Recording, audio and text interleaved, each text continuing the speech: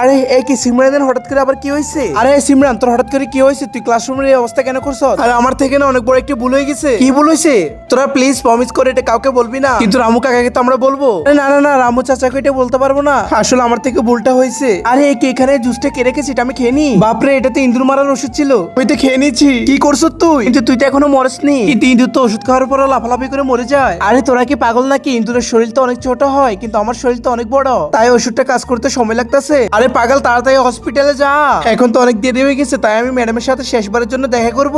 তার মানে সিমরান আমাদেরকে ছেড়ে চলে যাবে? আমরা কিভাবে থাকবো? কি হয়েছে? কে চলে যাবে?